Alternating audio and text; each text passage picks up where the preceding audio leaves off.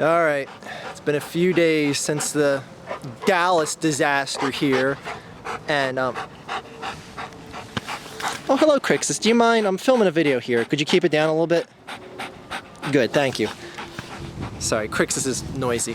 Anyway, there's not much I want to add past that Dallas game on Sunday. One of the few criticisms I got was that people were saying like, oh, you know, I'm not giving the Dallas defensive line enough credit for their job. People thought I was just like, you know, blaming the errors by the Eagles and not giving Dallas enough credit. I mean, I gave the defensive credit for shutting down Shady McCoy, and see, that's the thing. The reason why I didn't necessarily point out so much that Dallas did a great job of getting after Foles, which they did. That front four absolutely got after Foles, especially without D. Ware being on the line, is that Foles usually gets rushed like that. I mean, especially last year with that shit offensive line. And that's the thing with Foles, is he never really looked so shaky as he did last Sunday with good pressure. Hell, just the week before Tampa, which has a much better defense than Dallas does. I'm sorry to break it to you, Dallas. Tampa got after Foles. I felt a lot better than Dallas did, but that's to be argued. And anyways, that's that. Enough of that game. Another thing that people have been saying is, boy, that Philly crowd sounded weak. Like, it sounded like they were uninspired, they didn't want to be there, or anything like that. And the one thing that I want people to understand right now is really what is going on in Philadelphia right now with these Eagles. They haven't won a home game in 9 consecutive games. 9 consecutive games. So think about that. Think if you're someone who goes to every Eagles game, you're a season ticket holder, you pay your money to go there, you pay the concessions, you pay parking, you pay for the season tickets, you pay for the seat license, you're looking at $10,000+ you've spent over the past year, and you haven't seen one fucking win in over an entire calendar year from this squad. Do you think you're gonna be happy right off the bat, just showing overlap? Like, I know, yeah, you're supposed to root for your team no matter what, but it's getting to the point now where it's like, show me something to be proud for. Show me something to cheer for. Don't take me into halftime 3-0. I mean, my God, I'm sorry, if I was a season ticket holder and I'm at that game and the game's 3-0 going into halftime, you think I'm just gonna be all rah-rah with the pom-poms? No. So yeah, you're damn right, the Philly crowd sounds weak. I was at a game last year, it was week 12-13, that Monday night game against Carolina. That was the quietest I've ever heard it at a game. And that was a game where the Eagles had the lead, lost the lead, had the lead. You know, it was a very close back and forth game. They ended up losing the end. But still, that was the deadest I've ever heard that crowd there in my lifetime. But anyway, enough about that. It's time to play the Giants again. The last time we won a home game was against the Giants. And I can tell you, this is a game where I don't necessarily feel that confident about. Yeah, I feel the Giants are significantly worse of a team than the Eagles have been this year. That goes without saying. Their record reflects that. They won on Monday night in just a fucking stinker of a game. My God, neither team deserved to win that game on Monday night. I'm sorry to break it to you. But not getting ahead of myself there.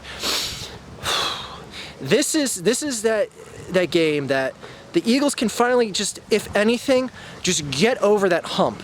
We're not looking for bragging rights at this point of beating an NFC East team. Just win at home. Win at home. We got another weak team coming into Philadelphia. Just get a win for the home crowd at this point. My God, I'm not looking to say, suck it, Giant fans, or anything like that. I just want to say, my God, we won at home more than anything else.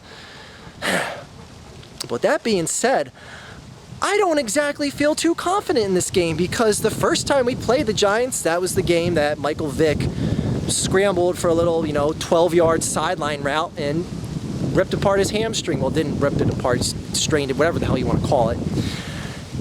And that was a game we damn near lost. We gave up the lead in the third quarter. When Nick Foles came in, he had to battle back. It took 3 Eli Manning interceptions to solidify that win. And I can tell you right now, if Eli Manning has a game where he's on, and he hasn't had a single game where he's really been on this year, the Eagles are in trouble. The Eagles are in trouble because honestly, I feel the Giants are a much better team, should be a much better team than how they've been playing. They haven't exactly been getting blown out, aside from that Carolina game, obviously. And there's no way you can't say that wasn't a blowout. Fuck, they didn't even score a single point in that game. But the Giants have been battling people. You know, like I said, they almost beat the Eagles 3 weeks ago. That being said, Eagles, if you don't have the motivation to win this game, if you in any way get decimated in this game, it is code fucking red time in Philadelphia. I mean, it is just like no hope left. Just no hope left for this season. Not that there's much hope at all left in this season. How you doing, Crixus? You doing good? You gonna pee on camera? Okay, all right, we'll leave him alone. I think he's gonna go to the bathroom. Anyway, I just want to see a home win at this point. I'm not looking to stick it to Giants fans or anything like that I'm saying. I just want to see the home crowd that paid to see this team perform get satisfaction. Get an ounce of cheer out of them. And yeah, these crowds are quiet, and they're quiet for a damn good reason, and I don't blame them for a second. It's not lack of passion or anything like that. It's lack of motivation. Why should the Philadelphia crowd be motivated now when they've seen 9 consecutive losses at home? That's terrible. That's one of the worst consecutive home losing streaks in NFL history. I think they said it's tied for number 15 right now. They lose 2 more, they'll be in the top 10. Anyway, I'm predicting the Eagles to win, but it's not exactly a shoo-in. Now, as for what I got wrong last week, my God. Let me look. I wrote down here. 6-9 I went last week. Last week was one of the most injury decimated weeks in football that I've remembered in a long time. So many starters went out, a lot of upsets, a lot of just games that were just so hard to predict. But anyways, let's go with what I got wrong. Cincinnati at Detroit. That little ginger on Cincinnati sure as hell threw his arm off. Oh my God. Thought Stafford would have won that game, but no. They kind of just folded in the end. Detroit, damn it, they lost one at home, but I feel for you, Detroit. Losing at home is something I'm used to here. Anyway, Buffalo at Miami. I thought Miami was good enough to beat a Buffalo... Gesundheit was good enough to beat a Buffalo team at home, but looks like the Miami Dolphins are back to being the shit Dolphins. I don't know. I don't see them making that playoff prediction that I made for them in the preseason. New England losing to the New York Jets. Injuries rack up, but they had Gronkowski back, so I don't know. I'm transitioning from that point of should I believe the Jets are a legit contender, or are they just there? I don't know. As far as I'm concerned, the jury's still out on the Jets, but my God, I know I sound like just a Jet hater for not giving them credit. What else did I get wrong? I predict Philadelphia to win. Dallas won in a game that, frankly, Dallas, you really don't have, much to really be too proud about. You faced one of the worst defenses in the league and came out with 17 points. Now, granted, Philadelphia also faced one of the worst defenses in the league and came out with only 3 points. So it's just a mutual, just subpar, sub-average teams meeting, and it resulted in a big pile of shit. And it was 90% of the game was fucking boring, absolutely boring. I'm sure anyone who's not a fan of Dallas or Philadelphia just fell asleep watching that game. And I'm sorry if you had to watch that game and you weren't a fan, or had no rooting interest in the other team. Chicago at Washington. Congratulations to the Deadskins. You beat Josh McCown.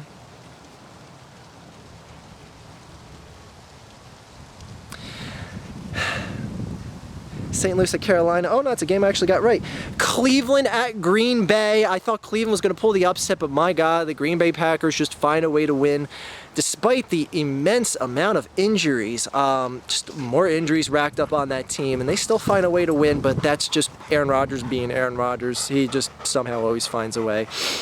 What else did I get wrong? Houston at Kansas City. Now, some of you Houston and Kansas City fans said, oh my God, Archfiend, you almost nailed that. You were brave to pick that, to say Houston was going to win on the road. And I had said that the game had that trap game feel to it.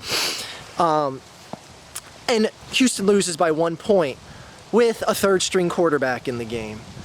Now, I'm not going to sit here and say, oh, see, they almost won. I told you, you know, there isn't, almost wins don't mean anything unless it's college football. Or, you know, this is the NFL, which stands for not fucking lame-ass college football, as I so eloquently say every time. I don't care if it was a 1 point win, a 1 point loss. A loss is a loss, and I'm not going to sit here and say, oh, see, I told you guys, yeah, I won if you bet on the spread, yeah. You know what? They lost. Houston lost, and the Chiefs won that game, because when they had their backs against the wall and Houston was driving to win the game, Kansas City forced a game-ending turnover, and that is what winning teams do. That's a team that has heart and control, and they deserve to win that game. So, good for you, Kansas City, and you know what? Congratulations to Andy Reid. 7-0 this year. You know, I got nothing, I got no hate for him. But, you know, people are like, oh, I bet you wish he was still in Philadelphia. No, you got to understand, people. He could not stay in Philadelphia. It's not a matter of me wishing he would stay here or not. When you have such a regression in wins, in such a regression of talent trying for him anymore, he had to go. There was no two ways about it. He had to go.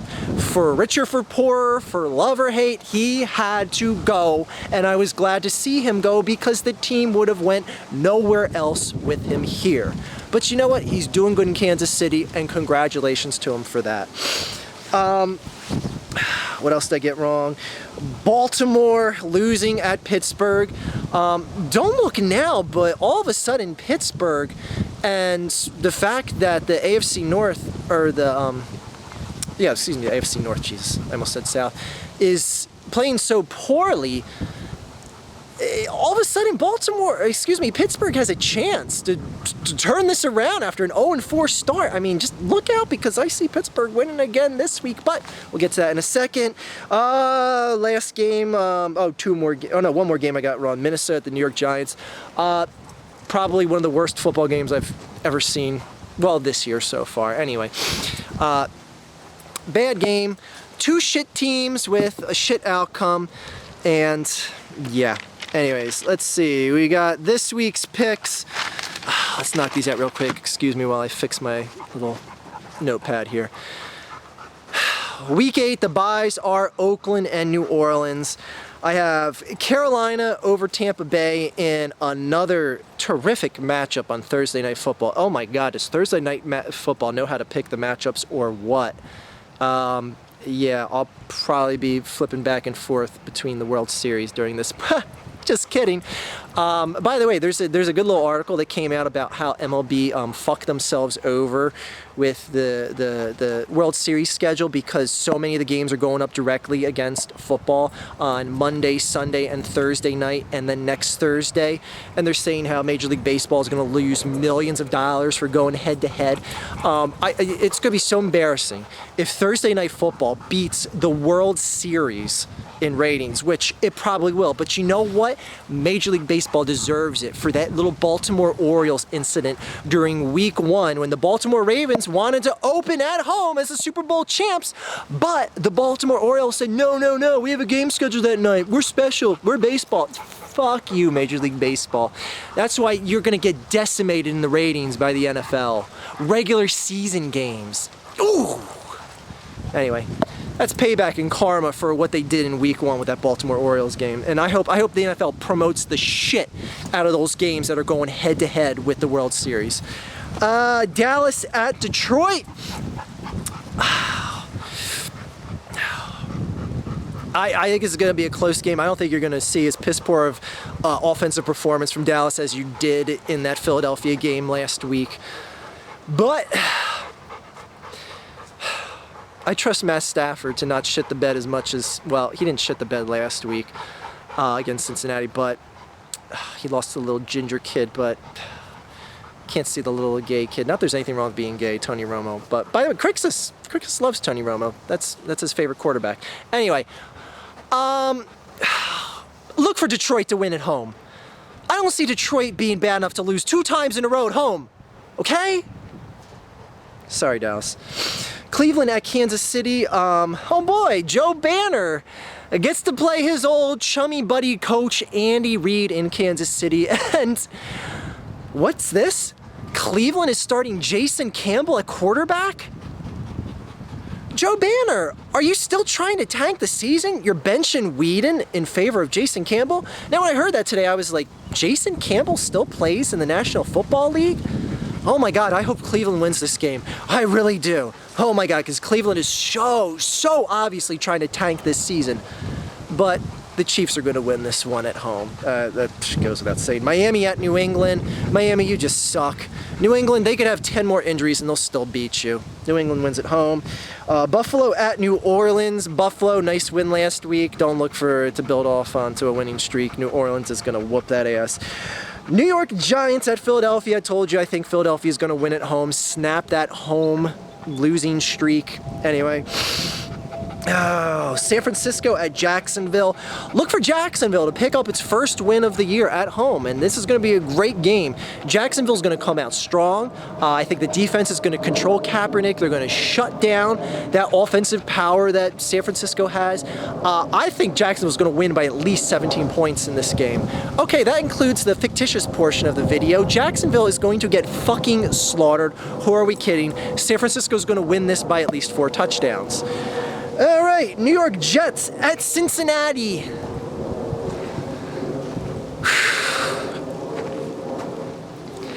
It seems like every single time I pick against the Jets, they do the opposite. And